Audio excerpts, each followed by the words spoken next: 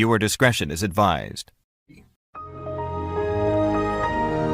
And then he said, back in the day, when women were made to be feminine, that's when society was the best and the least gay shit occurred. Every time women get out of hand, go back to the Roman days and dudes who are more femme than their fat girlfriends are. Women are so manly, dudes would rather a femboy than come home to their GF. Bitches who act like dudes will call men gay for femboys who are more feminine than they are, in quotes. How dare you not want to come home and man with a pussy? Sorry babe, I'd rather a girl with a dick than an N-word with a mid pussy like yours. Cry laughing emoji. My friend made a good point where she's like, yeah bro, like you really owned your baby mama. I know it's like not base, like it's very misogynist. Just say you think it's hot, bro, like that's all.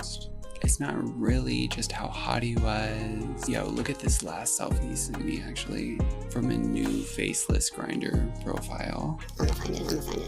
Look at this picture. He's so hot. I had to go digging through the text to find it, and I knew I'd send it to my friend, but I fucking screamed when I saw what she had said. Like, Dalton started messaging me on Grindr again. She said, LMAO, why the fuck is he pretty? If he wasn't like a future murderer, I'd be lit as fuck for you. Shout out my girl for being an oracle, I guess. I said that to her. She's like, on God, I never miss. And then I said, neither did you, unfortunately. Yeah, there's a lot to unpack here, and I don't even know if I'm gonna be able to address all the items, but it's interesting. And then with that woman in particular, that white trans woman, she is a bit of a subsection of white trans women that I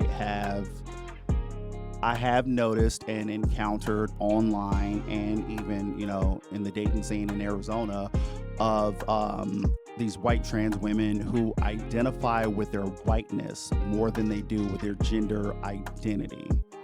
And I think that's dangerous because by definition, when you transition to become, a woman, or in the same thing with people who transition to become, trans men,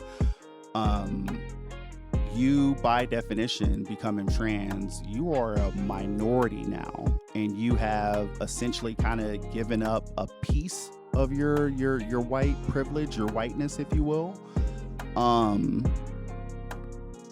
And the reason why, I kind of say that is because, like, minority by definition is every election cycle that comes up, minority rights are typically always on the ballots in some capacity. You have, being pro-choice, and you have all these civil rights things that just got kind of revoked under Donald Trump's presidency.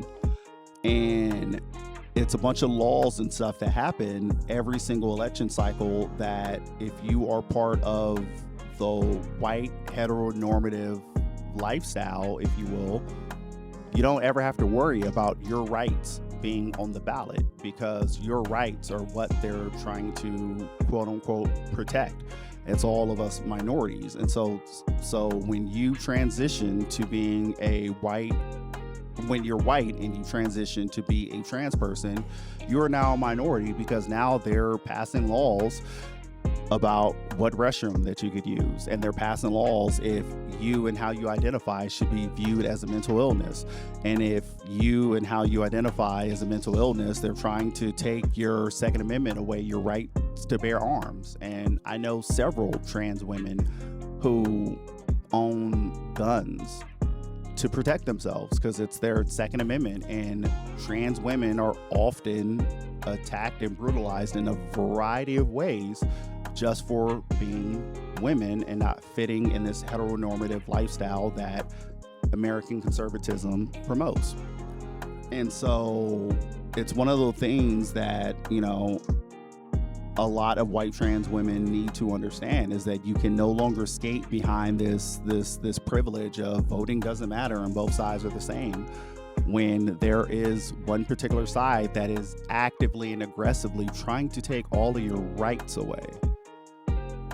And I say all that to say, about the woman who was dating Chud, I kind of throw her in that box, because it's interesting that she had this relationship with Chud, and oh my God, he's so pretty, and we're just having all this fun and all that.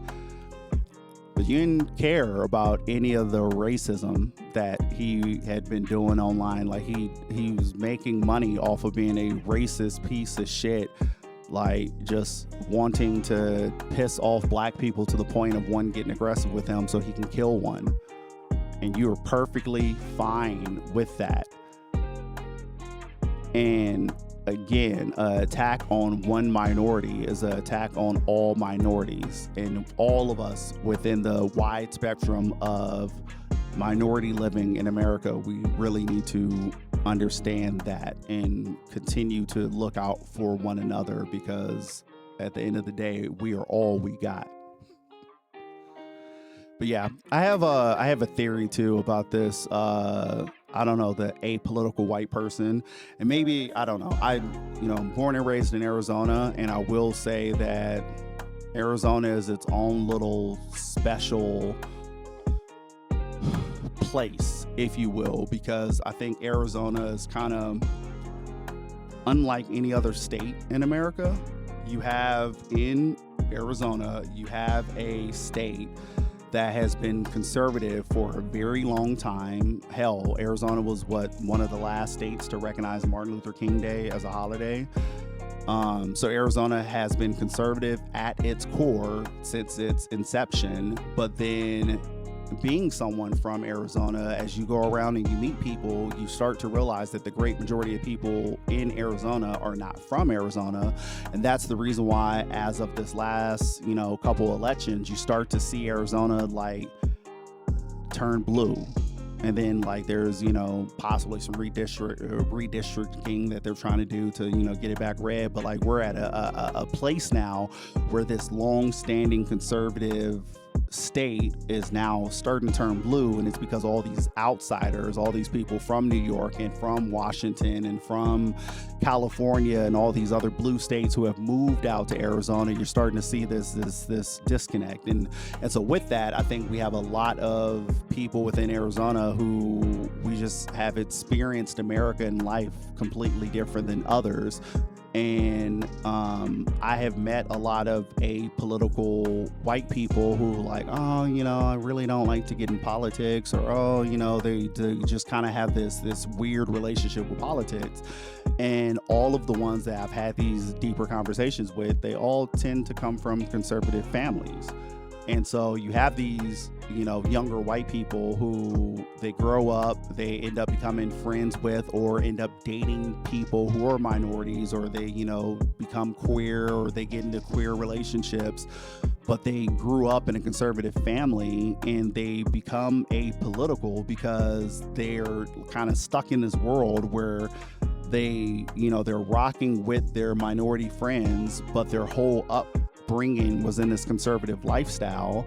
And their family and the values that the family held together, it was always kind of like, who cared how they vote? Like, it didn't hurt them directly. And then they heard all these bad things about the left growing up, and so they just come to this point of really being kind of torn with what they grew up on and what they see day to day. And then instead of actually having that conversation, that internal dialogue with whiteness and where it plays in all of this, they tend to just kind of shrink back from all that and become apolitical and avoid all of those things.